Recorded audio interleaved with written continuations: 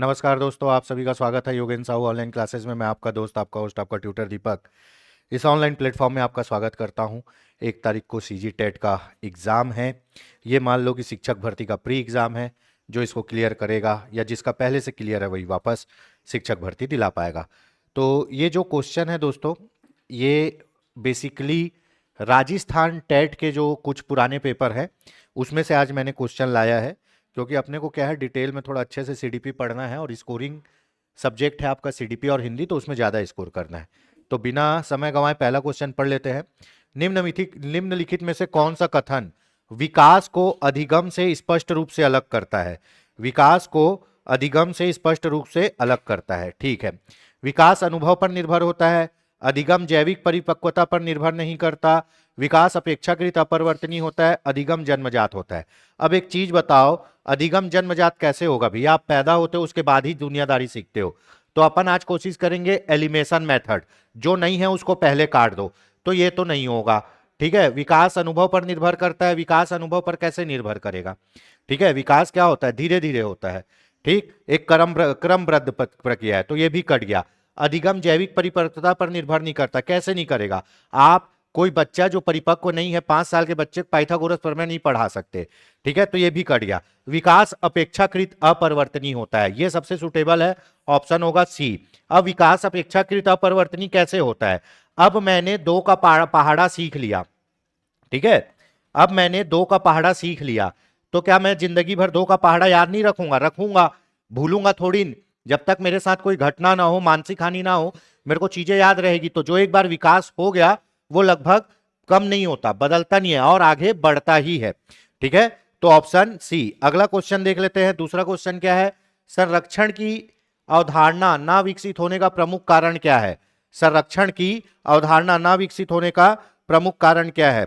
संरक्षण की अवधारणा मतलब किसी भी चीज को अपन संरक्षित करके रख रहे हैं, अपने दिमाग में रख रहे हैं, याद कर रहे हैं। अगर वो नहीं याद हो रहा है तो उसका मेन कारण क्या है? रिवर्सिबिलिटी, प्रत्यावर्तन। उसको कॉल नहीं कर पा रहे हम, उसको माइंड से कॉल नहीं कर पा रहे, वापस कॉल नहीं कर पा रहे हैं, ठीक है। ये हो गया। अगला क्वेश्चन देख लेते हैं। यदि एक बच्चा मात्र केवल ऊंचाई को आधार ऊंचाई के यदि बच्चा मात्रा को अच्छा यदि बच्चा मात्रा को केवल ऊंचाई के आधार पर आंकता है तो वह किस विशेषता को दर्शाता है? मतलब ऊंचाई को मात्रा के आधार पर, मात्रा को ऊंचाई के आधार पर, ठीक है। मात्रा को ऊंचाई के आधार पर आता है किसी भी चीज की, चाहे अक्षर की हो, कोई भी हो, तो उसको किस विशेषता को दर्शाता है? देखो, हर चीज को देखने के अलग अलग तरीके होते हैं, हर चीज को देखने के अलग अलग तरीके होते हैं। ये गिलास है, यहां इतना पानी भरा है, कुछ लोग बोलेंगे ये आधा भरा है, कुछ लोग बोलेंगे ये आधा खाली है, ठीक है। और जो आदमी बोलेगा कि ये आधा भरा भी है और आधा खाली भी है, वो क्या कर रहा है? इसके दोनों गुणों को देख रहा है। वो केंद्रीकृत नहीं है कि ये आधा खाली है और वो केंद्रीकृत नहीं है कि ये आधा भरा है। अगर आप किसी एक चीज की एक ही संभावना को, एक ही विशेषता को देखते हो तो आप सेंट्रलाइज्ड हो, मतलब आप इन द बॉक्स सोच रहे हो, एक ही चीज सोच रहे हो। अगर आप मल्टी डायमेंशन में सोचते हो तो आप आउट ऑफ द बॉक्स सोचते हो और बहुत चीजें सोचते हो। तो वो क्या कर रहा है? मात्रा को केवल ऊंचाई के आधार पर, सिर्फ ऊंचाई के आधार पर देख रहा है। तो वो क्या है? केंद्रीकरण है किसी चीज को। अब आप मेरे को देख रहे हो कि दीपक सर सिर्फ सीडीपी पढ़ाते, बस सीडीपी पढ़ाते और कुछ नहीं कर सकते, तो आप मेरे एक ही गुण को देख रहे हो और सेंट्रलाइज्ड हो गए हो, ठीक है, एक ही जगह इकट्ठे हो गए हो। लेकिन अगर आप मेरे मल्टीपल वीडियोस देखते हो और आप बोलते हो कि दीपक सर ये भी पढ़ाते, ये भी पढ़ाते, ये भी पढ़ाते, तो वो क्या है? मेरे सभी गुणों को देख रहे हो, सेंट्रलाइज्ड नहीं हुए हो, तो वो चीज बोल रहा है, ठीक है। चलिए, केंद्रीकरण हो गया तीसरे का। चौथा ZPD, most important, most important, ठीक है। जेडपीडी है ना, zone of proximal development. ZPD में शिक्षक की भूमिका सबसे अधिक किस रूप में होती है? मैं बता देता हूं। जहां भी बाल केंद्रित शिक्षा होती है, क्या? बाल केंद्रित, मतलब सेंटर में कौन है? बच्चा है, और बच्चा किसका रूप है? भगवान का। इसीलिए हर गवर्नमेंट स्कूल के बाहर लिखे रहता है बाल देवो भवा, पढ़ना जाके, ठीक है। तो भैया ये है भगवान पूरे एजुकेशन सिस्टम का। तो आप क्या हो? टीचर क्या है? एक सुविधा प्रदाता है। टीचर केवल एक फैसिलिटी देता है जिसमें बच्चा सीखता है, क्योंकि जीन पियाजे जी ने कह दिया कि भैया बच्चा क्या होता है, नन्हा वैज्ञानिक है जो अपने ज्ञान का निर्माण खुद कर रहा है। मतलब बच्चे को आप सिखा नहीं रहे हो, बच्चा खुद सीख रहा है। आप क्या कर रहे हो, उसको वो माहौल, वो सुविधा, वो टूल्स प्रोवाइड कर रहे हो। तो आप क्या हो, एक सुविधादाता या मार्गदर्शक।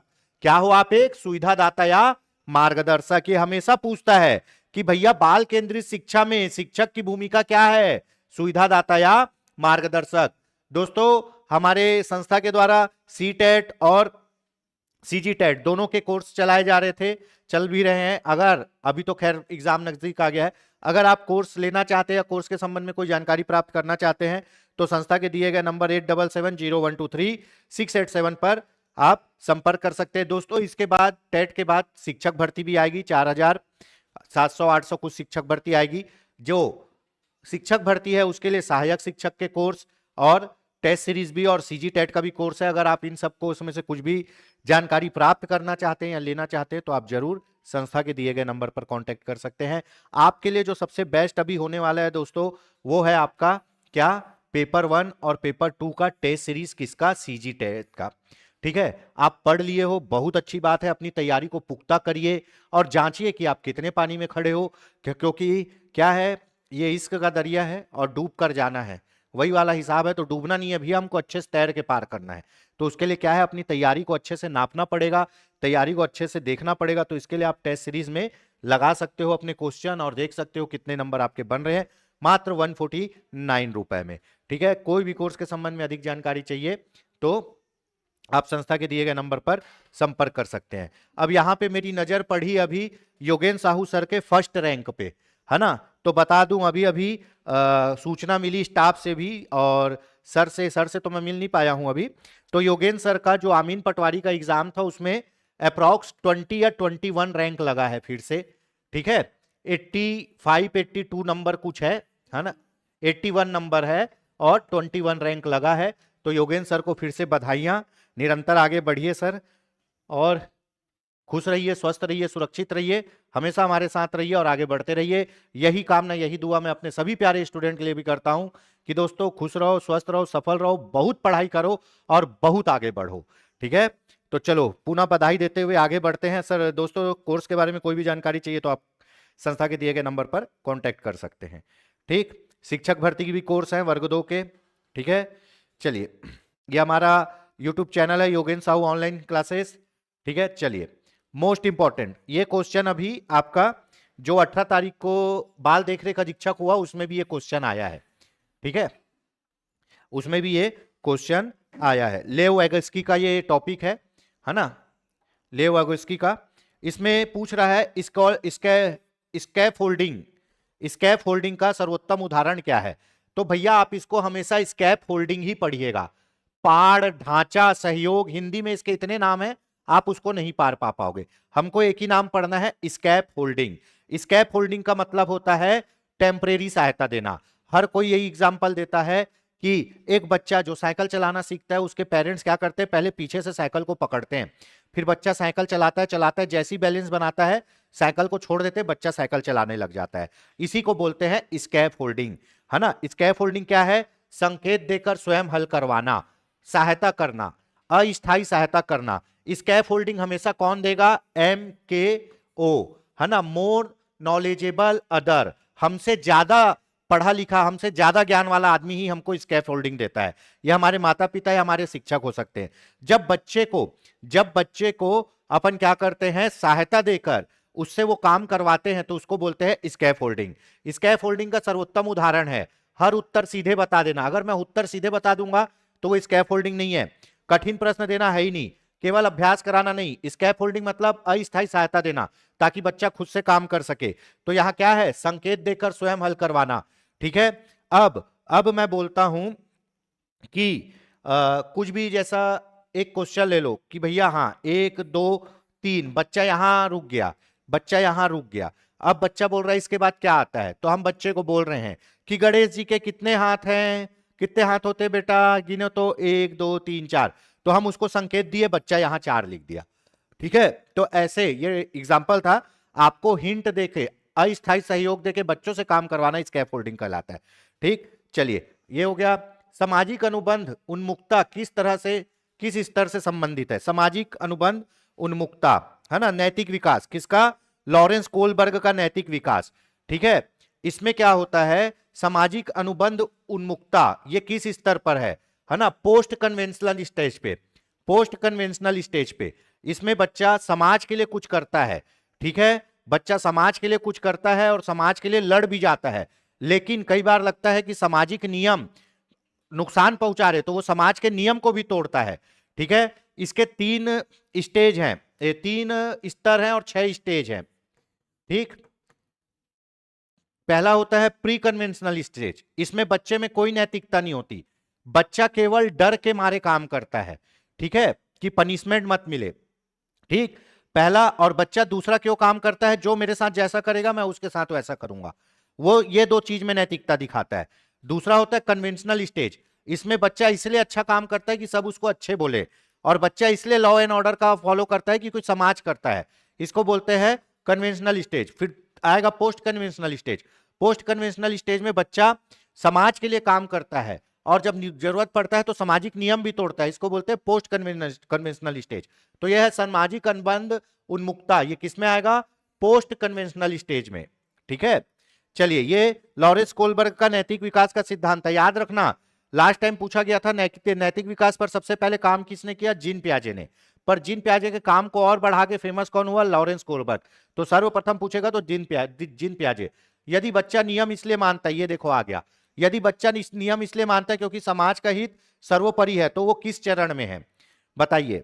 यदि बच्चा नियम इसलिए मानता है कि समाज का हित सर्वोपरि है, तो वो किस चरण में है? वो है सामाजिक अनुबंध स्टेज में। किसमें? सामाजिक अनुबंध स्टेज में। ठीक है, निम्न में से कौन सी बुद्धि पारंपरिक परीक्षाओं से सबसे कम मापी जाती है? किस बुद्धि को आप पारंपरिक परीक्षाओं से कम मापते हैं? बताइए भाई, किस बुद्धि को? अब आप पारंपरिक परीक्षाओं से, जो हमारी परीक्षा प्रणाली है, हिंदी के पेपर में आप हिंदी को जांच लिए, ठीक है, तर्क और गणितीय पेपर में गणित के पेपर में जांच लिए, ठीक है, स्थानिक स्थानिक ड्राइंग में जांच लिए, ड्राइंग में। अब कोई ऐसा परीक्षा होता है क्या जिसमें आपके अंदर की, आपके मन की बातों को जाने? तो ऐसी परीक्षा नहीं होती हमारे यहां।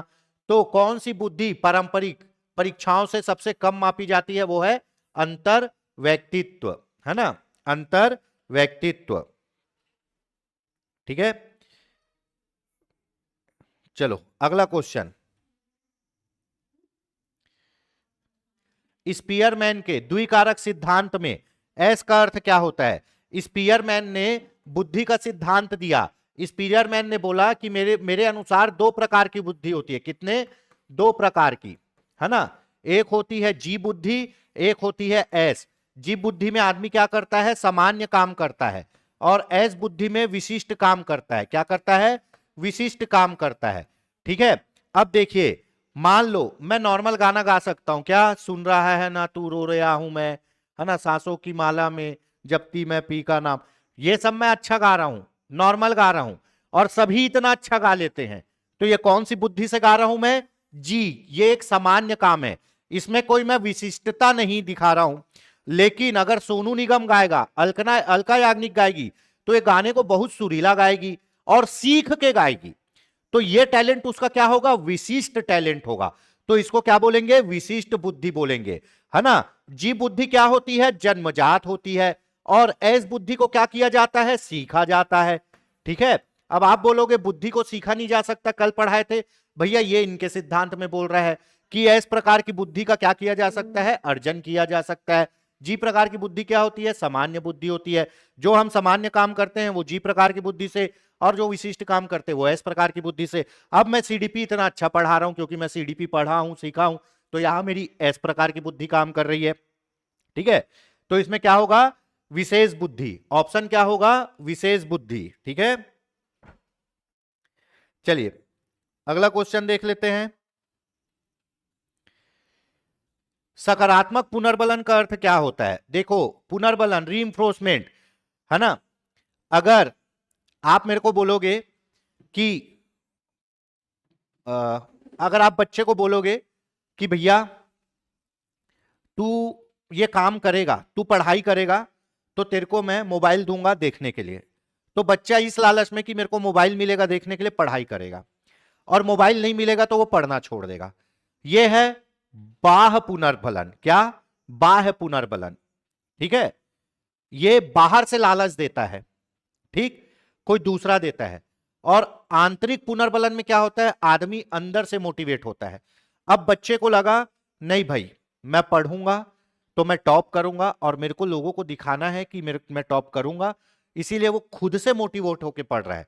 तो उसको कोई बाहरी लालच तो है नहीं, तो इसको बोलेंगे आंतरिक पुनर्बलन। ठीक है, आंतरिक पुनर्बलन। तो सकारात्मक पुनर्बलन का अर्थ क्या होता है, अवांछित व्यवहार हटाना, नहीं। ठीक है, दंड देना, ये तो निगेटिव है, नहीं। ठीक है, उसके बाद व्यवहार की उपेक्षा, ये भी नहीं। वांछित व्यवहार के बाद सुखद उद्दीपन देना, उद्दीपन मतलब एक्सेलरेशन बोल सकते हो। अब सकारात्मक पुनर्बलन, सकारात्मक पुनर्बलन मतलब आप कोई अच्छा काम करोगे, आप कोई अच्छा काम करोगे तो आपको क्या करेंगे, पुरस्कृत करेंगे, ताकि आप वो काम बार बार बार बार बार बार करो और अच्छे बन जाओ। इसको बोलेंगे सकारात्मक पुनर्बलन। एक होता है नकारात्मक पुनर्बलन, आप कोई गलती करेंगे तो आपको मारेंगे, पीटेंगे, धमकाएंगे, ताकि आप वो काम करो ही ना, वो काम करो ही ना और वो काम छूटे, तो इसको बोलेंगे नकारात्मक पुनर्बलन। तो सकारात्मक पुनर्बलन में क्या होता है, सकारात्मक पुनर्बलन में वांछित व्यवहार के बाद सुखद उद्दीपन, कुछ पुरस्कार दे देना। जैसे बच्चा अगर आंसर सही बताया तो क्लास वालों से ताली बजा दो, बच्चे को लगेगा सब मेरे लिए ताली बजा रहे हैं, वो कल फिर पढ़ के आएगा और कल फिर अच्छे से जवाब दे देगा। तो यह है सकारात्मक पुनर्बलन। अब एक बच्चा जो क्लास में बहुत शोर कर रहा है, शोर कर रहा है, उस बच्चे को आप डांट दिए और उसको थोड़ा सा बुरा लगा, तो वो क्या बोलेगा, अब मैं गलती नहीं करूंगा। क्यों? क्योंकि इससे क्या होती है, डांट पड़ती है। तो अब वो बच्चा नकारात्मक पुनर्बलन के कारण वो काम नहीं करेगा और वो अवांछित व्यवहार को छोड़ देगा। ठीक है, तो ये हो गया सकारात्मक पुनर्बलन, वांछित व्यवहार के बाद सुखद उद्दीपन देना। प्रेक्षणात्मक अधिगम में सबसे आवश्यक तत्व क्या है, प्रेक्षणात्मक अधिगम में सबसे आवश्यक तत्व क्या है, अल्बर्ट बंडूरा से है ये क्वेश्चन। प्रेक्षणात्मक अनुबंध में अधिगम में सबसे आवश्यक तत्व है ध्यान देना। क्या? ध्यान देना। अल्बर्ट बंडूरा का सामाजिक अधिगम का सिद्धांत। ठीक है, जिसमें वो बेबो डॉल के ऊपर रिसर्च करता है, बच्चे को जैसा पिक्चर दिखाते हो वैसा देखती है, तो वो ध्यान से देखती है तभी सीखती है। ठीक, चलो, आंतरिक प्रेरणा का दीर्घकालीन प्रभाव अधिक होने का कारण क्या है, आंतरिक प्रेरणा, आंतरिक पुनर्बलन अधिक समय तक रखता है। देखो पुनर्बलन में ना आंतरिक पुनर्बलन अच्छा होता है, ये डायरेक्ट क्वेश्चन पूछता है किस प्रकार का पुनर्बलन सर्वश्रेष्ठ होता है, आंतरिक मतलब आप अपने आप से मोटिवेट हो रहे हो ना, ये बहुत अच्छी बात है। अगर कोई आपको लालच देके मोटिवेट कर रहा है तो जब तक लालच रहेगा तभी तक काम करोगे, उसके बाद नहीं करोगे। और आंतरिक रूप से होगे तो जब तक लक्ष्य में नहीं पहुंचोगे तब तक काम करते ही रहोगे। तो आंतरिक अभिप्रेरणा का दीर्घकालीन होने का सबसे बड़ा कारण क्या है, चलो एलिमिनेशन मेथड लगाते हैं। प्रतिस्पर्धा, प्रतिस्पर्धा आंतरिक है नहीं, क्योंकि प्रतिस्पर्धा बाहरी है। अगर आप बाहरी लोगों से कंपटीशन करोगे, हार गए तो भी छोड़ दोगे, जीत गए तो भी छोड़ दोगे। दंड का भय, ये तो बाहरी है। बाह्य नियंत्रण, ये भी बाहरी है। क्या? स्वायत्ता, जो आपके आंतरिक आंतरिक प्रभाव है, आंतरिक अभिप्रेरणा है, वो आपके अंदर है और उसको आप खुद मैनेज कर रहे हो, इसीलिए आप लगातार मोटिवेट हो। ठीक है, चलिए अगला, अब्राहम मैस्लो फिर आगे देखो। मैस्लो के अनुसार आत्म साक्षात्कार तब संभव होता है, कब संभव होता है। क्वेश्चन गलत दूसरे टाइप से पूछ लिया है ना। देखो आपको मैं बताया था दो कैटेगरी, निचली अवस्था, निम्न स्तर, कल पढ़े ना निम्न स्तर, उसके बाद उच्च स्तर। उच्च स्तर, निम्न स्तर में 3 आवश्यकता होती है, उच्च स्तर में 2। निम्न स्तर में पहली आवश्यकता क्या है, शारीरिक आवश्यकता, भूख, प्यास, निद्रा, काम, क्रोध, लोभ, मोह। उसके बाद क्या आएगा, सुरक्षा की आवश्यकता, घर, भोजन, है ना, ये सब सुरक्षा चाहिए। तीसरा होगा सम्मान की आवश्यकता, इसमें आपका परिवार, आपके सम्मान, जो परिवार आपको सम्मान देता है वो। चौथी आवश्यकता होती है आत्मसम्मान की आवश्यकता, मैं घर भी बना लिया, खाना पीना भी है ना, मेरा पेट भी भरा हुआ है, मेरे घर वाले मेरी इज्जत करते हैं, अब मैं क्या चाहूंगा, बाहर वाला आदमी मेरी इज्जत करे, तो मैं आत्मसम्मान चाहूंगा। जब मेरे को आत्मसम्मान भी मिलेगा तो क्या होगा, आत्मसिद्धि। मैं दुनिया में सब देख चुका हूं, पैसा देख लिया, परिवार देख लिया, हर चीज देख लिया, अब मेरे को दुनिया के लिए कुछ करना है तो मैं दान पुण्य करूंगा, धार्मिक कार्य करूंगा, उसको बोलते हैं आत्मसिद्धि की आवश्यकता। याद रखना कि आत्मसिद्धि और आत्मसम्मान की आवश्यकता तभी पूरी होगी जब निचली तीन आवश्यकता पूरी हो जाए। ठीक है, तो अब्राहम मैस्लो के अनुसार आत्म साक्षात्कार वही आत्मसिद्धि तब संभव है जब केवल जैविक आवश्यकताएं पूर्ण हो, केवल सुरक्षा आवश्यकताएं पूर्ण हो, सभी निचली आवश्यकताएं पर्याप्त रूप से पूर्ण हो, सामाजिक आवश्यकताएं ना हो। ठीक है, तो भैया केवल जैविक आवश्यकताएं गलत, केवल सुरक्षा गलत, सामाजिक भी गलत, क्या होगा? सभी निचली आवश्यकताएं, निचली तीन आवश्यकता निचली है, शारीरिक आवश्यकता, सुरक्षा की आवश्यकता और सम्मान की आवश्यकता, ये तीनों पूरी होगी तभी ऊपर की दो आत्मसम्मान और आत्मसिद्धि की आवश्यकता पूरी होगी। ठीक है, इसमें कल बहुत जबरदस्त टाइप से पढ़ लिए थे। चलो आगे देखते हैं। ईड, ईगो और सुपर ईगो का संबंध किससे होता है? ये सिगमंड फ्राइड का मनोविश्लेषणात्मक सिद्धांत है ना, सिगमंड फ्राइड का मनोविश्लेषणात्मक सिद्धांत। तो इसमें तीन टाइप का क्या होता है?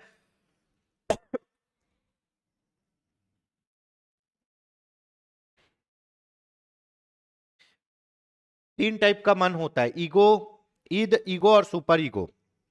जो ईद होता है ना, ये बदमाश होता है, तुरंत अपनी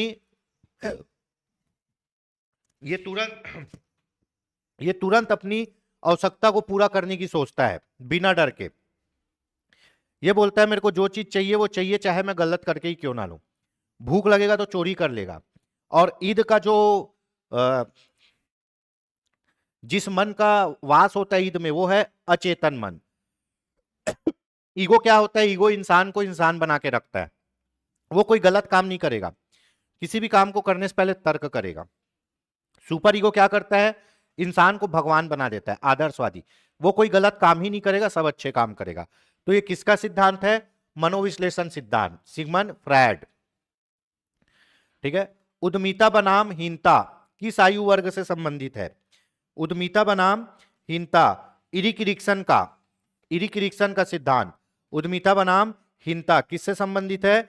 6 से 12 वर्ष। कल बताया था ना कि विश्वास बनाम अविश्वास, स्वायत्ता बनाम हीनता, उद्यमिता बनाम हीनता, तो ये 6 से 12 वर्ष के बच्चों का है।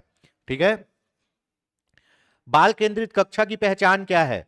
शिक्षक का व्याख्यान, पाठ्य पुस्तक केंद्रित शिक्षा, सहभागिता, रटंत अभ्यास। तो निगेटिव वर्ड, एक जन ने कमेंट किया सर निगेटिव वर्ड। देखो, पहली बात, बाल केंद्रित शिक्षा बोल दिया मतलब बच्चा ही भगवान है, तो व्याख्यान तो होगा नहीं, व्याख्यान शिक्षक केंद्रित होता है ना। उसके बाद पाठ्य पुस्तक केंद्रित भी नहीं होगा, क्यों? क्योंकि बच्चा केंद्र में है। रटना तो है ही नहीं, ये तीनों कट गया, बचा क्या? सक्रिय सहभागिता। बाल केंद्रित शिक्षा में बच्चा मोस्ट इंपॉर्टेंट, जो शिक्षा का जो मोस्ट इंपॉर्टेंट ध्रुव होता है वो बच्चा होता है। बच्चे के अनुसार ही पूरा शिक्षा चलेगा और बच्चे से सहयोग करके उसको शिक्षा देना है, उसको रटाना नहीं है, मारना पीटना नहीं है, डराना नहीं है। ठीक है, चलो मोस्ट इंपॉर्टेंट, रचनावादी कक्षा में शिक्षक की भूमिका क्या होती है? रचनावादी मतलब बच्चे फ्रीली हर काम कर रहे हैं, बच्चे फ्रीली हर काम कर रहे हैं, अपने अपने अनुसार सीख रहे हैं, खुद से सीख रहे हैं, लर्निंग बाय डूइंग से, है ना।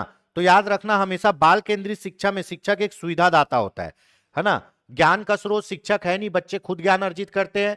नियंत्रक निगेटिव वर्ड है, परीक्षक निगेटिव वर्ड है क्या? सह शिक्षार्थी और सुविधादाता, है ना। रचनावादी कक्ष में क्या करता है? शिक्षक बच्चों के साथ मिलकर शिक्षा ग्रहण करता है और करवाता है, बच्चों को कस्टमाइज नहीं करता, डराता नहीं है, धमकाता नहीं है। ठीक है, चलिए, समावेशी शिक्षा का मूल सिद्धांत क्या है? समावेशी शिक्षा, समावेशी मतलब सबको एक साथ शिक्षा देना।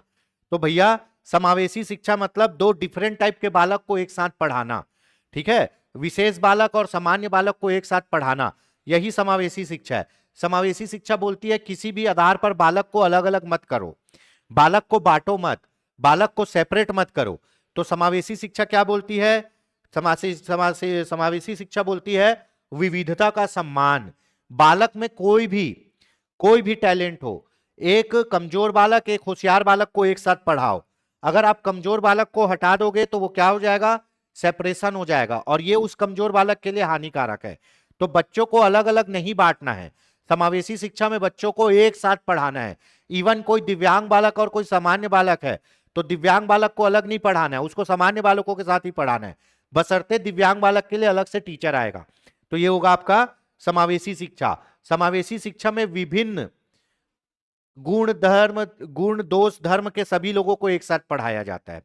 ठीक है, कोई भी लोग कैसे भी हो, विविध हैं, सबको एक साथ पढ़ाया जाता है, तो विविधता का सम्मान। IEP individualised education plan, individualised education plan का उद्देश्य क्या है? सभी के लिए एक योजना, केवल दिव्यांग बच्चों का मूल्यांकन, व्यक्तिगत आवश्यकताओं के अनुसार शिक्षण, विशेष विद्यालय में प्रवेश। तो सबसे पहले तो निगेटिव वर्ड है विशेष विद्यालय में प्रवेश, सब बच्चे को एक साथ पढ़ाना है। सभी के लिए एक योजना नहीं, हर बच्चे को जो जैसा पढ़ना चाहता है उसको वैसे पढ़ाएंगे। केवल दिव्यांग बच्चे का मूल्यांकन, यहां भी अलग करने की बात कर रही है, ये भी गलत हो गया। व्यक्तिगत आवश्यकताओं के अनुसार शिक्षण देना, जो बच्चा जिस प्रकार से शिक्षण चाहता है उसको उसी प्रकार से शिक्षण दिया जाएगा, इसीलिए यहां लिखा गया है इंडिविजुअलाइज्ड एजुकेशन प्लान, जो जिस टाइप से पढ़ना चाहता है उसको वैसे ही पढ़ाएंगे। चलो, डिसकैलकुलेटिया, डिसकैलकुलेटिया किससे संबंधित है? तो भैया आपको पता है डिसकैलकुलेटिया कैलकुलेट नहीं कर पा रहा है, गणित से संबंधित है ना। डिसलेक्सिया पठन से, उसके बाद डिस्ग्राफिया लेखन से, ADH ऐसा एक और बीमारी होता है जिसमें बच्चा ध्यान नहीं लगा पाता, वो है ध्यान से। ठीक है, तो यहां ऑप्शन क्या होगा? डिसकैलकुलेटिया, कैलकुलेट नहीं कर पाएगा गणित से। चलो नीचे ही आ गया ADHD, ADHD का प्रमुख लक्षण नहीं है। ADHD में क्या होता है? यह भी एक मानसिक विकार है। ADHD में बच्चा अपना ध्यान केंद्रित नहीं कर पाएगा, बहुत ज्यादा एक जगह केंद्रित नहीं रह पाएगा, हाइपर होगा, बार बार छोटी छोटी चीजों में हाइपर होगा। और यह बीमारी अभी देखा जा रहा है कि हर आदमी का ध्यान केंद्रित करने की शक्ति कम हो गई। क्यों? क्योंकि आप 15 सेकंड के रील देखने के आदी हो गए हो। 15 सेकंड में आपको हर कोई नया चीज चाहिए, इसीलिए आजकल के बच्चे देखना ज्यादा देर एक चैनल नहीं देख पाएंगे, ज्यादा देर एक जगह बैठ नहीं पाते। क्यों? उनको आदत है हर 15 सेकंड में कुछ नया हो। ठीक है, चलो, तो क्या होता है? लक्षण नहीं है। ठीक, जो ADHD से है वो अति सक्रिय रहेगा, बहुत हड़बड़ाएगा, ध्यान नहीं लगा पाएगा और बहुत हाइपर होगा, तुरंत तुरंत चीजों को बदलेगा। सामाजिक अलगाव ये नहीं रहेगा, सामाजिक अलगाव मतलब समाज से अलग, ऑप्शन होगा सी। निर्माणात्मक मूल्यांकन का उद्देश्य है, निर्माणात्मक मूल्यांकन का। ठीक है, अब देखो ये तो हो गया अंतिम ग्रेड देना, ये निगेटिव वर्ड हो गया। चयन करना ये भी, तुलना करना ये भी, है ना। सीखने में सुधार करना। निर्माणात्मक मतलब कुछ बनाने के लिए आप मूल्यांकन कर रहे हो, तो बच्चा जब कुछ सीख रहा है, अपना अधिगम को बना रहा है, तो उसका मूल्यांकन ऐसे करना है कि उसकी गलतियों को अपने को बता के उसको वापस सिखाना है। ठीक है, तो निर्माणात्मक मूल्यांकन का उद्देश्य होता है सीखने में सुधार करना। चलिए, विश्वसनीयता का संबंध है। विश्वसनीयता क्या होती है भैया? माप की शुद्धता, माप की स्थिरता से, विषय वस्तु से, मानकीकरण से। मानकीकरण अपने को निगेटिव वर्ड पड़ जाता है। ठीक है, विषय वस्तु से, माप की शुद्धता से नहीं। अब माप की स्थिरता से, माप की स्थिरता क्या होती है? अब देखिए, यह है आपका टेस्ट, कोई भी प्रश्नावली विधि IQ टेस्ट उसका है। अगर वो IQ टेस्ट आप भिलाई में कर रहे हो तो जो रिजल्ट आया है वही IQ टेस्ट आप दिल्ली में करोगे तो भी वो रिजल्ट आना चाहिए, मतलब उसके परिणाम में ज्यादा अंतर नहीं होना चाहिए। तो वो है आपके विश्वसनीयता, जो हर जगह काम आ सके। ठीक है, सकारात्मक अनुशासन का आधार क्या है? सकारात्मक अनुशासन बोल रहा है, सकारात्मक बोल रहा है, तो याद रखना कठोर नियम निगेटिव वर्ड, भय दंड ये भी निगेटिव वर्ड। बच्चों को डराना धमकाना कुछ नहीं करना है, क्या करना है? सकारात्मक अनुशासन। बच्चा क्यों गलती कर रहा है उससे बात करना है और उसका काउंसलिंग करना है, ऑप्शन सी। याद रखना बाल केंद्रित शिक्षा में बच्चा भगवान होता है भैया। थांडाई का लॉ ऑफ इफेक्ट क्या बताता है? थांडाइक का लॉ ऑफ इफेक्ट क्या बताता है? बताइए। देखो, थांडाइक का लॉ ऑफ इफेक्ट, अगर आप कोई चीज आपको इफेक्ट कर रही है तो आप उसको बार बार करोगे, तो मतलब अगर कोई पॉजिटिव परिणाम आएगा तो क्या होता है? संबंध मजबूत होता है। कोई भी पॉजिटिव परिणाम आएगा तो आप उस चीजों को बार बार दोहराओगे, इसी को बोलते संबंध मजबूत होना, है ना। अंतर्दृष्टि, है ना। गेल्टास्टवाद, गेल्टास्टवाद का संबंध किससे है? अंतर्दृष्टि, सूझ या अंतर्दृष्टि का सिद्धांत, गेल्टास्टवाद, है ना। मैक्स वर्दीमर कोफ्का, कोप्का कोल्लर, कोफ्का, हाँ, मैक्स वर्दीमर कोप्का कोल्लर, ठीक है। तीन लोगों का नाम है, तो ये किससे संबंधित है? गेल्टास्टवाद से संबंधित है। चलो आगे बढ़ लेते हैं। ब्लूम की टेक्सोनॉमी में उच्चतम संज्ञानात्मक स्तर क्या है?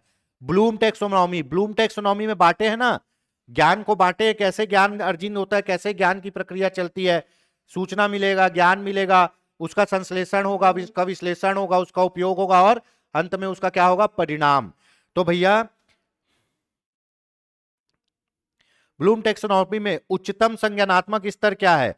Bloom, Benjamin Bloom, Bloom taxonomy में उच्चतम संज्ञानात्मक है मूल्यांकन और सृजन। सबसे पहला क्या है? ज्ञान, ज्ञान के बाद क्या होगा? संश्लेषण, संश्लेषण के बाद विश्लेषण, ज्ञान, ज्ञान के बाद विश्लेषण, विश्लेषण के बाद संश्लेषण, संश्लेषण के बाद अनुप्रयोग, और उसके बाद क्या करोगे? मूल्यांकन।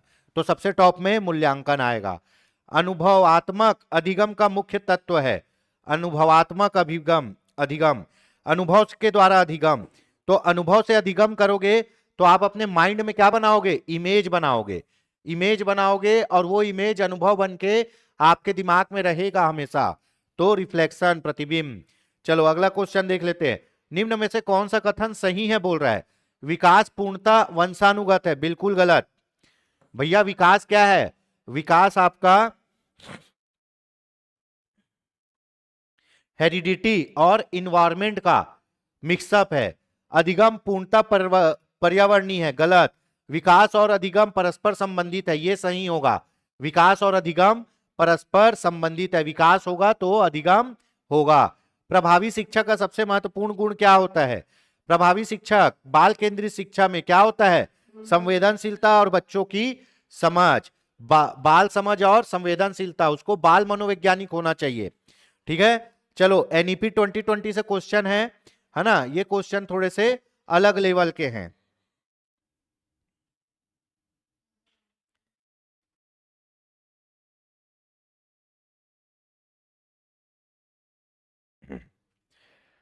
एनईपी 2020 में 10+2 संरचना को समाप्त कर 5+3+4 5+3+3+4 संरचना लागू की गई। ये बिल्कुल सही है। आपको पता है क्या होगा? सबसे पहले 5 साल, फिर 3 साल, फिर 3 साल, फिर 4 साल, ठीक है। तो इसको मैं बता देता हूं, है ना, क्या होता है। ये हमेशा भी पूछने लगा है। एनईपी की संरचना क्या होती है? 5+3+3+4। पुराने जमाने में क्या होता था? 10+2, 10वीं और 2 12वीं। अब वो पूरा बदल गया है, 5+3+3+4। देखो क्या होता है, बच्चा 3 साल में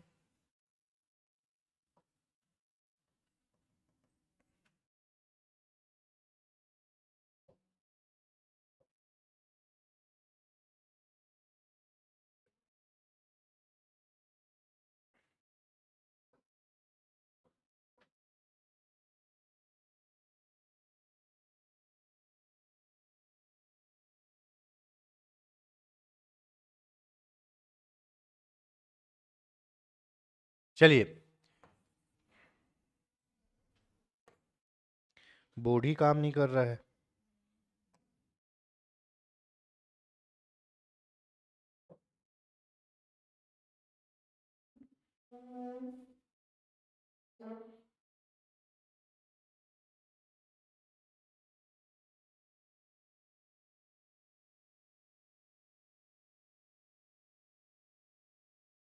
चलो वापस चलते हैं अपने उसमें,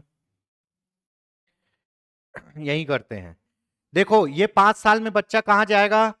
3 साल में घर से निकलेगा, और 3 साल से 6 साल तक कहां रहेगा? आंगनबाड़ी। कहां रहेगा? आंगनबाड़ी, है ना। और बचा हुआ 2 साल, 2 साल में पहली और दूसरी पढ़ेगा। 3 साल आंगनबाड़ी, 2 साल पहली दूसरी। तो इसको बोलेंगे फाउंडेशन प्रिपरेटरी स्टेज, ठीक है। अब 2 साल हो गया, अब 3 साल पढ़ेगा तो यहां पे तीसरी चौथी पांचवी, तीसरी चौथी पांचवी पढ़ेगा, फिर क्या पढ़ेगा, छठवीं सातवीं आठवीं पढ़ेगा, फिर क्या पढ़ेगा, 10वीं नौवीं 10वीं 11वीं और 12वीं पढ़ेगा। तो ये जो 5 साल है इसमें 3 साल आंगनबाड़ी का है ना, प्रारंभिक शिक्षा के पूर्व शिक्षा, जिसमें आंगनबाड़ी में बच्चा 3 साल पढ़ेगा। आंगनबाड़ी कब जाएगा, तीसरे साल में, और 3 साल से 6 साल तक आंगनबाड़ी, 6 साल में जाएगा पहली और दूसरी। तो 3 साल आंगनबाड़ी, 2 साल स्कूल, पांच हो गया। उसके बाद इसको बोलेंगे 3 साल, 3 साल में क्या पढ़ेगा, तीसरी चौथी पांचवी, यहां से इसका एग्जाम चालू हो जाएगा तीसरी से। ठीक है, ये दोनों क्या हो गए, फाउंडेशन स्टेज हो गए, प्रिपरेटरी फाउंडेशन स्टेज। उसके बाद 3 साल में क्या पढ़ेगा, छठवीं सातवीं आठवीं, यहां पे उसको क्या देंगे, वोकेशनल ट्रेनिंग, विदेशी भाषा की ट्रेनिंग, कोई एक आध कला की ट्रेनिंग देंगे। उसके बाद 9वीं 10वीं 11वीं 12वीं पढ़ेगा 4 साल। ठीक है, तो ये सही है कि 5+3+3 4 की संरचना लागू है। यह संरचना बच्चों के संज्ञानात्मक विकास के चरणों के अनुसार बनाई गई है। बिल्कुल सही, बच्चा जैसे जैसे बढ़ रहा है वैसे वैसे उसको क्लास पढ़ा रहे हैं। तो क्या होगा, ऑप्शन ए कथन और कारण सही है और सही व्याख्या है। ठीक है, इसको बहुत अच्छे से अपन पढ़ाए अपने क्लास में एनईपी 2020 में। एनईपी 2020 में मातृभाषा स्थानीय भाषा में कक्षा 5वीं तक शिक्षा देनी है ना।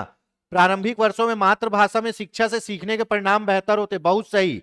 देखो, मातृभाषा में कक्षा 5वीं तक शिक्षा देनी ही देनी है, और हो सके तो कक्षा 8वीं तक भी शिक्षा देनी है। क्यों, क्योंकि याद रखना, बच्चा घर से खाली दिमाग नहीं आता है भैया, बच्चा घर में बेसिक चीजें सीख के आता है, और वो किस में सीखता है, अपनी मातृभाषा में। अब एक बच्चा है ना, जो छत्तीसगढ़िया बच्चा है, वो घर में मम पीता है, मम, हाँ, और घर में वो जाम खाता है। ठीक है, घर में वो गोली खाता है, और उसी बच्चे को आप स्कूल में डाले तो वो मम हो जाएगा वाटर, जाम हो जाएगा गुआवा, गोली हो जाएगा मिंट टॉफी। अब बच्चा तो बचपन से वो गोली बिस्कुट जाम ही जान रहा है, तो उसका पूरा बेस हिल जाएगा, वो कुछ समझ नहीं पाएगा। इसीलिए बच्चा अपने घर में बहुत सी चीजें मातृभाषा में सीख के आता है, इसीलिए उसको प्रारंभिक शिक्षा किसमें देनी है, मातृभाषा में। क्यों, क्योंकि मातृभाषा में उसमें सीखने के जो स्पीड है और सीखने की क्षमता बढ़ जाती है ना। तो सही व्याख्या है। ठीक है, ऑप्शन होगा ऑप्शन ए, इसीलिए मातृभाषा में सिखाना चाहिए भैया। 5वीं तक सिखाना है, 8वीं तक सिखा सकते हैं। चलिए आगे बढ़ते हैं। एनईपी 2020 में बोर्ड परीक्षाओं को पूरी तरह समाप्त करने का प्रावधान है। बोर्ड परीक्षा छात्रों में अनावश्यक तनाव उत्पन्न करती है। ठीक है, बताइए क्या होगा।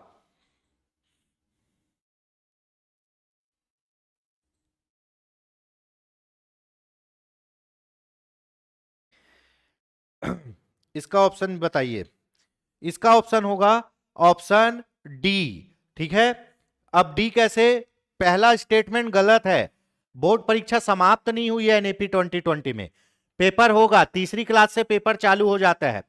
ठीक है, तो पेपर तो है, हाँ, लेकिन पेपर से छात्रों में तनाव जरूर उत्पन्न होता है। तो यह सही है, आर और ए गलत है। एनईपी 2020 में बहुविषयक शिक्षा पर विशेष बल दिया गया है, बहुत बड़ी बात, बहुत सही कहा गया है। एनईपी 2020 में कहा गया है कि आप बहुत से विषय पढ़ सकते हो। अगर आप 10वीं में साइंस लिए हो, 10वीं में विज्ञान लिए हो, ठीक है, और आपको भाषा विषय भी पसंद है, तो आप 10वीं में एक एक्स्ट्रा सब्जेक्ट हिंदी या कोई अन्य साहित्यिक भाषा भी ले सकते हो। लेकिन पहले क्या होता था, विज्ञान वाले बायो केमिस्ट्री और फिजिक्स पढ़ते थे, मैथ्स वाले मैथ्स केमिस्ट्री और फिजिक्स पढ़ते थे, इन लोग का सब्जेक्ट बटा हुआ था। लेकिन अब कोई बच्चा कोई भी सब्जेक्ट पढ़ सकता है जो उसकी इच्छा हो। तो यहां पे बहुविषयक सही है, एक ही विषय पर केंद्रित शिक्षा से छात्रों का सर्वांगीण विकास होता है। नॉर्मल आदमी बोलेगा हाँ भैया एक ही विषय पढ़ेगा तो अच्छा पढ़ेगा, पर गलत है भैया। आप सिर्फ विज्ञान पढ़ोगे तो आपका ओवरऑल डेवलपमेंट कैसे होगा, आप विज्ञान में ही क्या करोगे, बात करोगे, विज्ञान में ही जोड़ घटाव करोगे? नहीं। तो भैया आप विज्ञान तो पढ़ना है, बाकी विषय भी पढ़ना है, जिससे आपका ओवरऑल डेवलपमेंट हो। एक विषय पढ़ने से ओवरऑल डेवलपमेंट नहीं होता। तो ए सही है और आर गलत है। ठीक है। एनईपी 2020 के अनुसार स्नातक स्तर पर मल्टीपल एंट्री और एग्जिट का प्रावधान है। इससे छात्रों को शिक्षा छोड़ने पर भी प्रमाण पत्र मिलेगा। बहुत अच्छा स्कीम है, ये दोनों सही है। ठीक है। अगर आप फर्स्ट ईयर पढ़ोगे तो आपको डिप्लोमा मिलेगा, डिप्लोमा का प्रमाण पत्र। 3 साल प्राप्त करोगे तो डिग्री मिलेगा, है ना। वही 4 साल पढ़ लोगे, 4 या 5 साल, तो ये मास्टर डिग्री बन जाएगा। कोई केवल फर्स्ट ईयर पास हुआ है तो उसको डिप्लोमा, 3 साल पढ़ लिया तो डिग्री, 4 या 5 साल जितने का भी कोर्स है तो उसको मास्टर का भी मिल जाएगा। तो अलग अलग, ये मैं समझाने के बता रहा हूं। 3 साल पढ़ोगे तो अलग डिग्री, 2 साल पढ़ोगे तो अलग, 1 साल पढ़ोगे तो अलग। तो मल्टीपल एंट्री और एग्जिट का समय, हाँ बिल्कुल है। आप एक ही साल कॉलेज पढ़ के छोड़ दो, आपको डिप्लोमा का प्रमाण पत्र मिल जाएगा। पर अभी अगर आप एक साल छोड़ो, एक ही साल कॉलेज पढ़ोगे तो आपको कोई भी डिग्री या डिप्लोमा नहीं मिलती। पर एनईपी 2020 बोलता है अगर आप एक साल भी पढ़ोगे तो उसके अनुसार आपको डिग्री डिप्लोमा जो देना है दे देंगे। ठीक है। तो दोनों सही है और सही व्याख्या भी करता है ऑप्शन ए।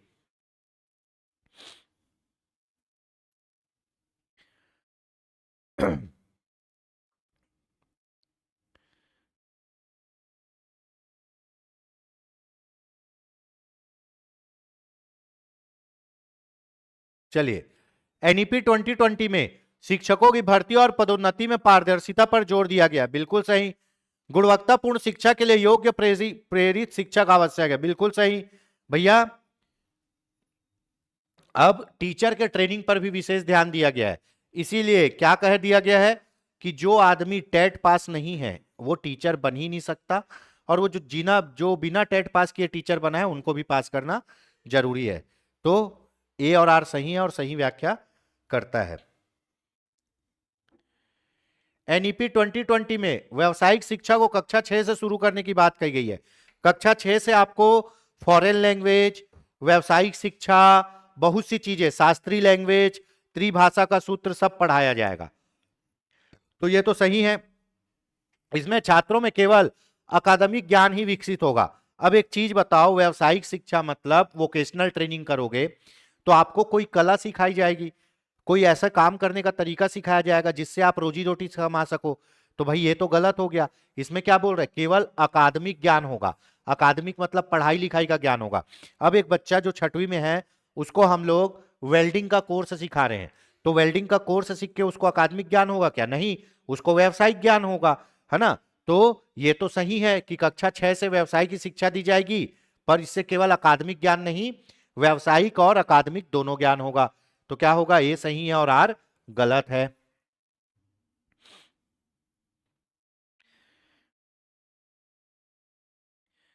एनएपी 2020 में Higher Education Commission of India की स्थापना का प्रावधान है। बिल्कुल सही। इसमें उच्च शिक्षा में एकीकृत और प्रभावी नियमन संभव होगा। बिल्कुल सही, सही है और सही व्याख्या। ये सब डीप में जब पढ़ोगे तब समझ आएगा, अपन ये सब पढ़ाए अपनी क्लास में। ठीक है। चलिए अगला क्वेश्चन देख लेते हैं। एनईपी 2020 में सतत और व्यापक मूल्यांकन CCE, continue and comprehensive evaluation को बढ़ावा दिया गया है। इससे रटंत विद्या को प्रोत्साहन मिलता है। भैया रटंत प्रणाली को खत्म करना था, इसीलिए एनईपी 2020 लाया गया।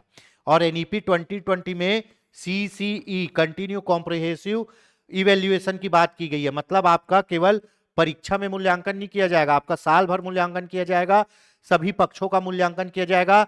आप खेल में अच्छे हो उसका भी मूल्यांकन किया जाएगा, पढ़ाई में अच्छे हो उसका भी मूल्यांकन कराया जाएगा। कोई जरूरी नहीं कि आप पढ़ाई में कमजोर और खेल में अच्छे हो तो आप बेकार हो। आप किसी ना किसी फील्ड में अच्छे हो ना, वही बहुत बड़ी बात है। तो यही क्या बोलते हैं आपका सीसीई, कि केवल केवल नंबरों को, पढ़ाई के नंबरों को नहीं देखे जाएगा, बच्चे में और क्या कला है, बच्चे में और क्या टैलेंट है उसको भी देखा जाएगा। तो भैया जो आपका सतत और व्यापक मूल्यांकन है वो पढ़ाई के अलावा और चीजों का भी मूल्यांकन करता है।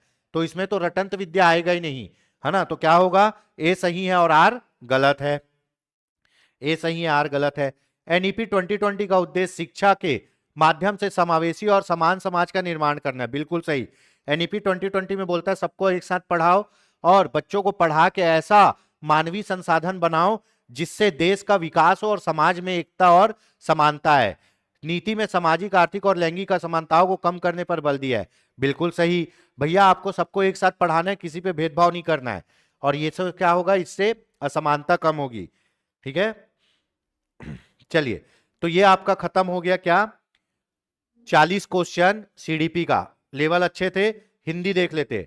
निम्नलिखित में से लघु स्वर कौन सा है? लघु स्वर,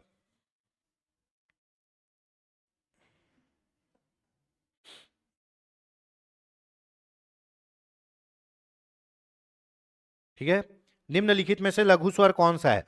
तो भैया लघु स्वर मतलब एक मात्रा वाला स्वर। लघु स्वर मतलब एक मात्रा वाला स्वर। तो यहां एक मात्रा वाला स्वर कौन सा है? आप बोलोगे ये भी, ये भी, ये गलत हो गया। एक मात्रा वाला स्वर ये है। इसमें तो अ प्लस आ, और ये ए कैसे बनता है? ए बनता है आपका अ प्लस ई से, जितना मुझे याद है। ठीक है, तो ये क्या बनता है? ए बनता है ना? तो ये तो डबल मात्रा हो गई। तो लघु स्वर क्या है? केवल री है, केवल री है। लघु स्वर और ह्रस्व स्वर कौन सा होता है? छोटा आ, छोटा उ, री, छोटा आ, छोटा उ, छोटा ई, छोटा ई और री, ये लघु स्वर होते हैं। ये एक मात्रा से बनते हैं। बाकी सब स्वर इन्हीं मात्रा को, इसी में मात्रा जोड़ जोड़ के बनते हैं। बड़ा ई कैसे बनेगा? बड़ा ई बनेगा छोटा ई प्लस छोटा ई, बड़ा ई। बड़ा कैसे बनेगा? है ना, छोटा प्लस छोटा, बड़ा बनता है। ठीक है, तो ये एक मात्रा वाले स्वर हैं, छोटा, छोटा ऊ, छोटा ई और री।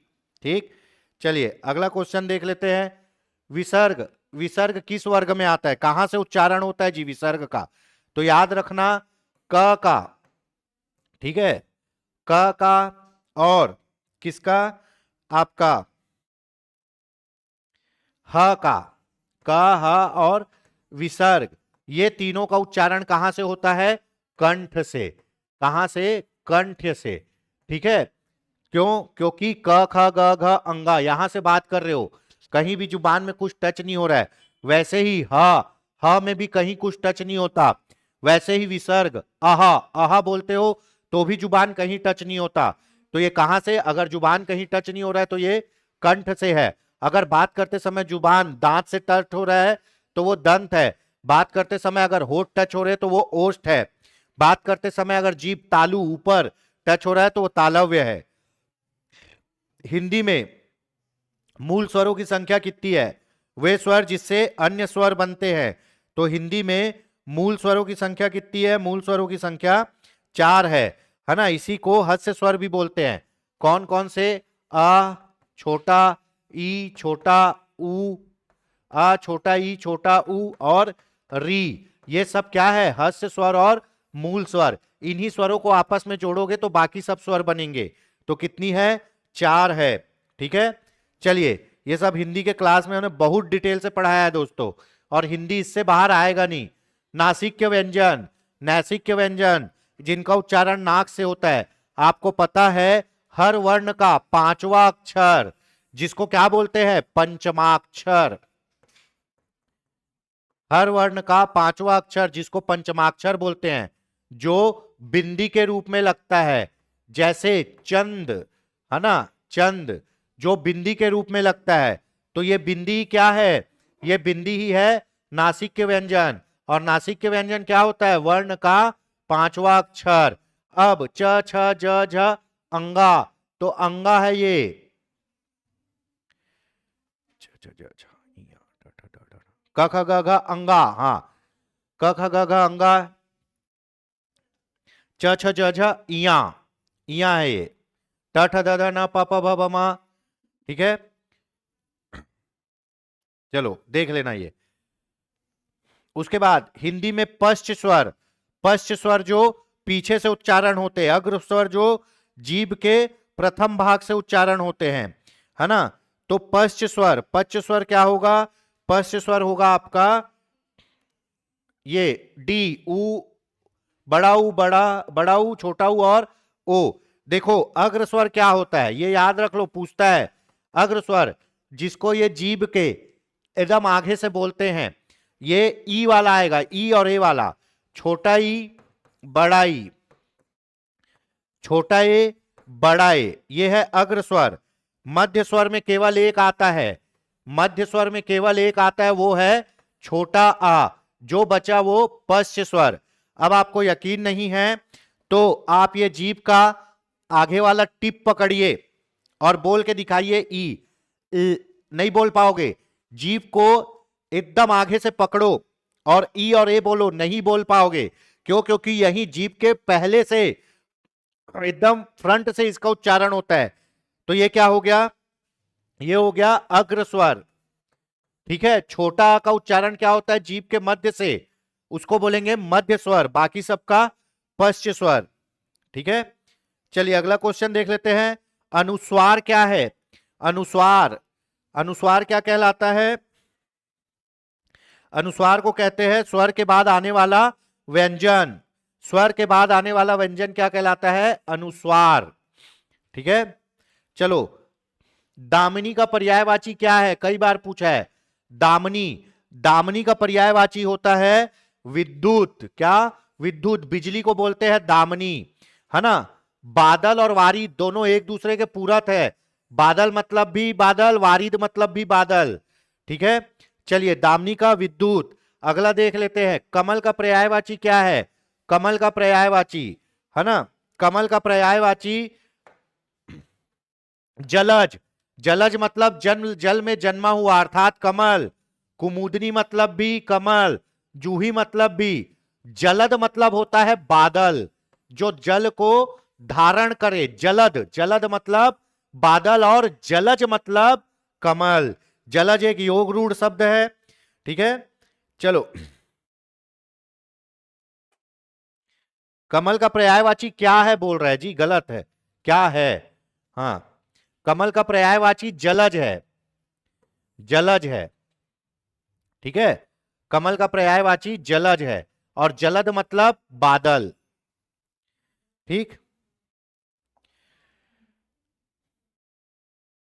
निम्नलिखित में से कौन सा शब्द स्वर्ण का पर्यायवाची नहीं है? स्वर्ण का पर्यायवाची शब्द कौन सा नहीं है भैया? स्वर्ण का पर्यायवाची शब्द नहीं है, ऑप्शन डी पन्नग। पन्नग स्वर नहीं है। पन्नग का अर्थ मुझे जहां तक पता है सर्प होता है, क्या देख लीजिएगा एक बार।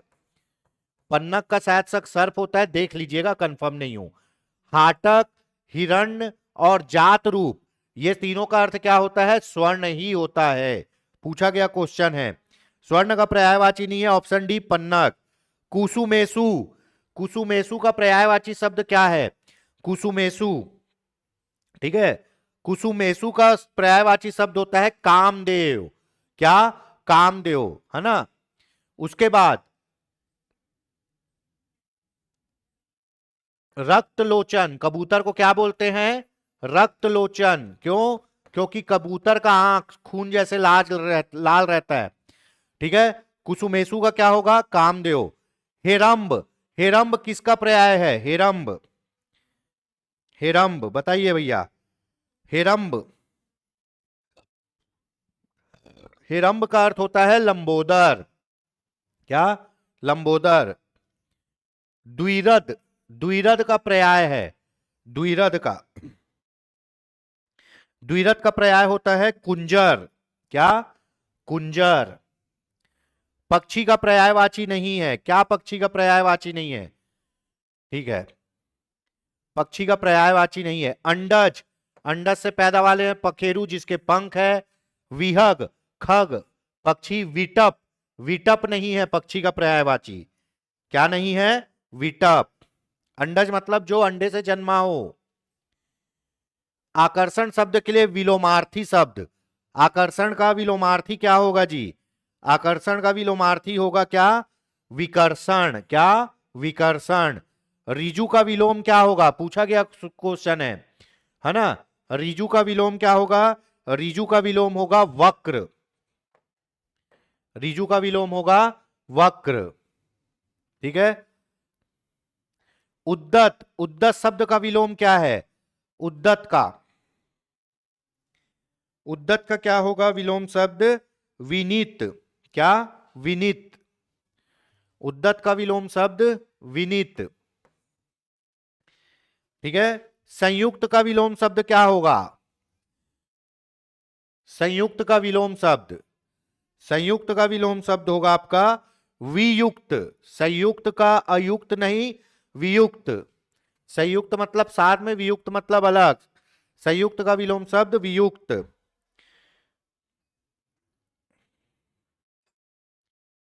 बहुत बढ़िया क्वेश्चन। अवधि और अवधि का अर्थ क्या है? इस टाइप के अब पूछे जाते हैं भैया। अवधि और अवधि का अर्थ क्या है? ठीक है, बताइए भाई। अवधि, इसका आंसर होगा, इसका आंसर होगा समय और भाषा। ये जो अवधि है ये समय को बताता है। किसको? समय को। और ये जो अवधि मागधी जो भाषा है ना, अवधि मागधी, ये क्या है? एक भाषा है उत्तर भारत की। छोटा ई की मात्रा आएगा तो समय, बड़ा ई की मात्रा आएगा तो भाषा। ठीक है। सही अर्थ वाला शब्द युग्म कौन सा है? सही अर्थ वाला शब्द युग्म। ठीक है, चलो बताइए।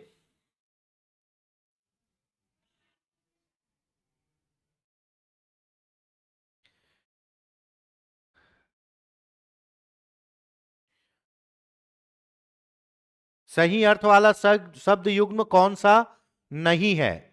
नहीं है पूछ रहा है। सही अर्थ वाला शब्द युग्म कौन सा नहीं है? ऑप्शन डी, है ना, प्रवाह। प्रवाह मतलब होता है क्या आपका? अपेक्षा। प्रवाह, प्रवाह किए बिना बोलते ना, अपेक्षा। और प्रवाह का मतलब तेज, तेज बहाव को प्रवाह, प्रवाह को अपेक्षा। बलि मतलब बलिदान और बलि मतलब ताकतवर। मणि मतलब रत्न और मणि मतलब सांप, सांप। भुवन मतलब महल और भुवन मतलब संसार। भवन मतलब महल, आपका घर। और भुवन, भुवन मतलब संसार होता है ना, त्रिभुवन, तीनों संसार। मणि, छोटी की मात्रा रत्न, मणि बड़ी की मात्रा सांप। बलि मतलब बलिदान और बलि मतलब ताकतवर। प्रवाह मतलब अपेक्षा और प्रवाह मतलब तेज। Option D. चलो, जानने की इच्छा के लिए उपयुक्त शब्द क्या होगा? जो किसी भी चीज को जानने की इच्छा रखता है उसके लिए क्या बोलते हैं? जिज्ञासा। क्या? जिज्ञासा। ठीक है। जो सब कुछ जानता हो, इस वाक्यांश के लिए क्या है? जो सब कुछ जानता हो, सब कुछ जानने वाले को बोलते हैं सर्वज्ञ। सर्वज्ञ। जो थोड़ा जानता हो वो अल्पज्ञ। जो बहुत कुछ जानता हो बहुज्ञ। जो कम जानता होगा वो अभिज्ञ कहला सकता है, लेकिन जो सब कुछ जानता है वो सर्वज्ञ। जो किए हुए उपकार को मानता है, जो किए हुए उपकार को मानता है उसको क्या बोलेंगे? कृतज्ञ। क्या बोलेंगे? कृतज्ञ। कृतज्ञ। और जो किए हुए उपकार को ना मानता हो, जो किए हुए उपकार को ना मानता हो उसको बोलते हैं कृतघ्न। क्या बोलते हैं? कृतघ्न। एहसान फरामोश बोल लो, है ना। महर्षि का सही संधि विच्छेद, ये अभी आया था अमीन पटवारी में। महर्षि का सही संधि विच्छेद चुनिए। महर्षि, है ना। तो महाधन ऋषि। क्या? महाधन ऋषि। महाधन ऋषि। ठीक है, गुण स्वर संधि होगा जहां तक। महाधन ऋषि। उसके बाद सूर्योदय शब्द निम्नलिखित में से किस संधि का प्रकार है? सूर्योदय, सूर्योदय शब्द किस संधि का प्रकार है? तो सूर्योदय शब्द है आपका गुण स्वर संधि। किसका? गुण स्वर संधि। सूर्य धन उदय, सूर्योदय। ठीक है, गुण स्वर संधि। चलो, भूर्जित, भूर्जित का सही संधि विच्छेद होगा भू अर्जित। भूधन अर्जित। ठीक है, भूधन अर्जित। ऑप्शन डी, भूधन अर्जित। ठीक है।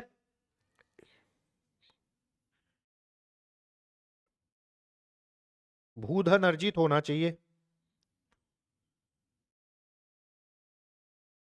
ठीक, भूधन अर्जित। इसको देख लीजिएगा एक बार।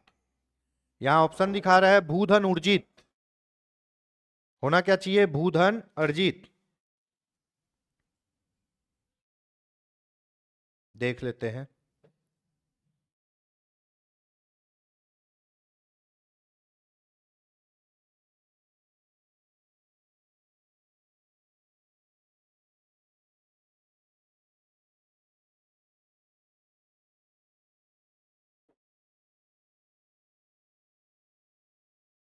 भूधन उर्जित ही होगा। ठीक है, ऑप्शन गलत दे दिया है। भूर्जित का संधि विच्छेद भूधन उर्जित क्या होगा? भूधन उर्जित होगा। ठीक है, और ये दीर्घ स्वर संधि है। क्यों? क्योंकि यहां उ और उ मिलके बड़ा उ हो जाएंगे, और जब बड़ा मात्रा लगता है तो दीर्घ स्वर संधि होता है। जब आ का, ई का, उ का और री ऋषि का बड़ा मात्रा लगेगा तो क्या होगा?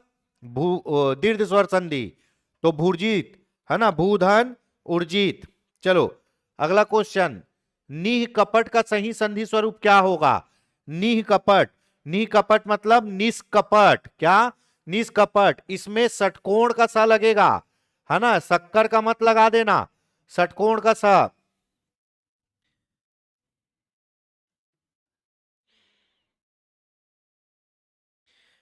ठीक है, इसमें व्यंजन संधि शब्द को चुनिए। ठीक है, व्यंजन संधि शब्द प्रातः काल, प्रातः धन काल।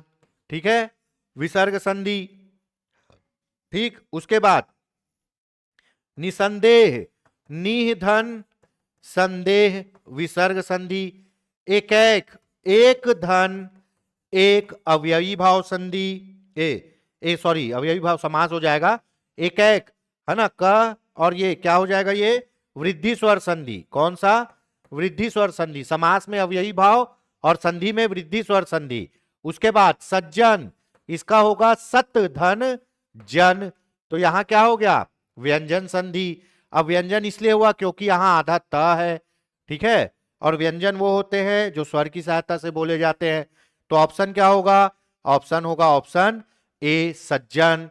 हालांकि मुझे पता था लेकिन सबका बताना था। चलो बढ़िया क्वेश्चन देख लेते हैं।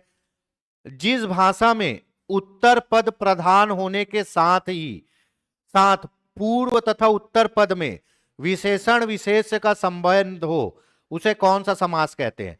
विशेषण विशेष मतलब एक पद विशेषता बता रहा है और एक पद विशेषण है, तो कौन सा समास होता है? कर्मधारय समास। कौन सा? कर्मधारय समास। जैसे नील कमल, कमल है जो नीला, कमल की विशेषता बता रहा है नीला, है ना, और इसमें कमल पद प्रधान है, उत्तर पद। ठीक है, जैसे नील कमल,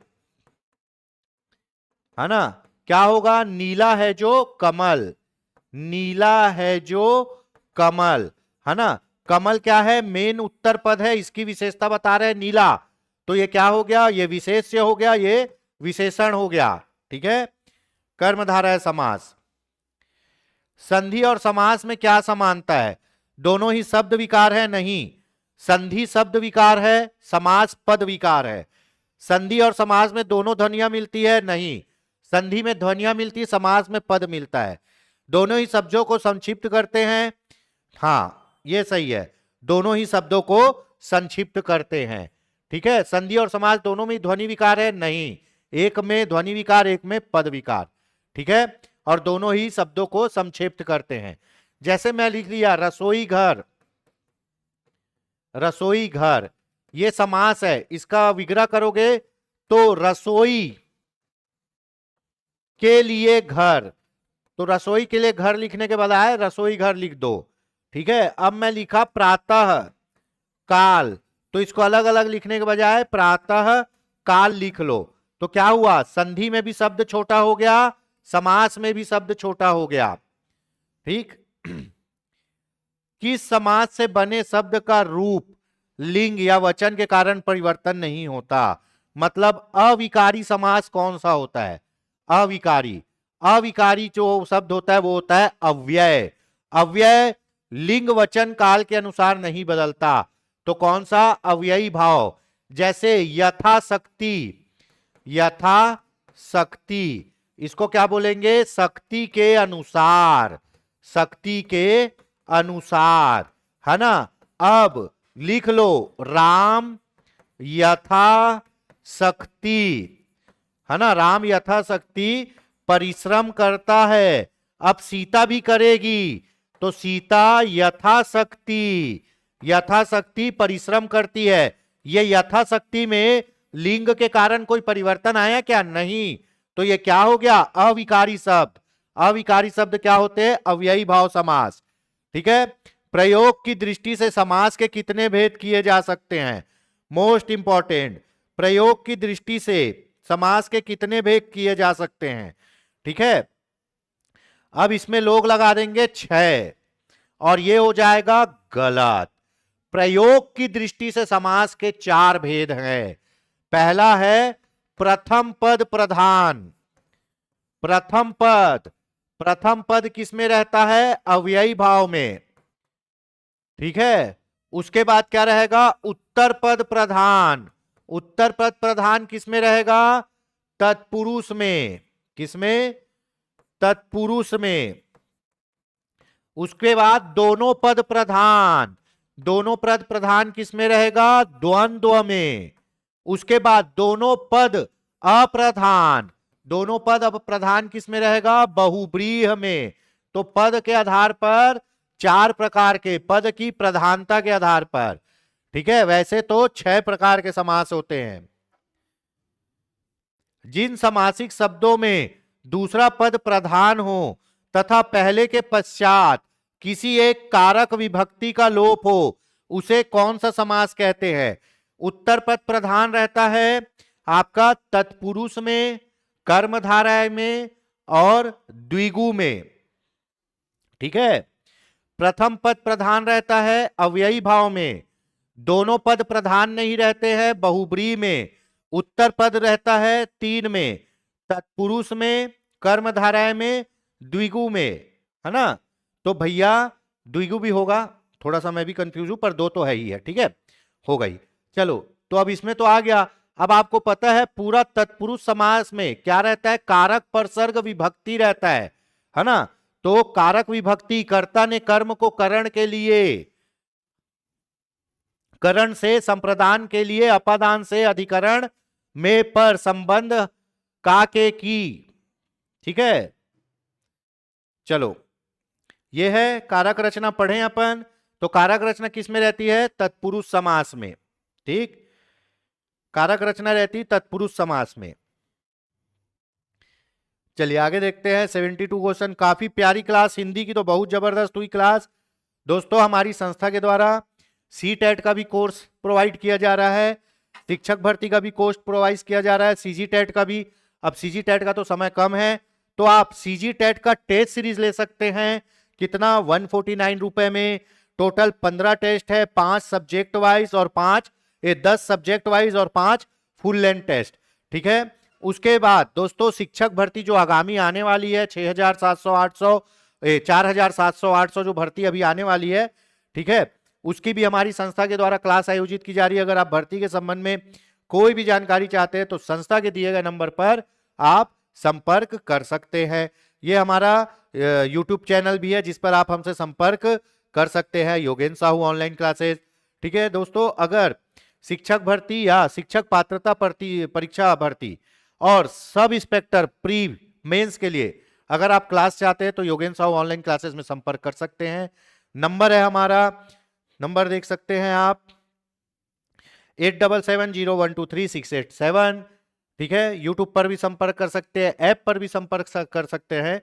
तो दोस्तों कैसी लगी ये क्लास कमेंट करके जरूर बताइएगा। चैनल को सब्सक्राइब कीजिएगा, वीडियो को लाइक कीजिएगा, शेयर कीजिएगा और बने रहिएगा योगेंद्र साहू ऑनलाइन क्लासेस के साथ। यकीन मानिए दोस्तों, इन 10 दिनों में आपका सीडीपी और हिंदी तबाही अपन पढ़ेंगे और यहीं से सबसे ज्यादा आप स्कोर करोगे, जिससे आपका पेपर बहुत अच्छे से क्लियर हो। मिलते हैं नए वीडियो में। जय हिंद, जय भारत, जय छत्तीसगढ़।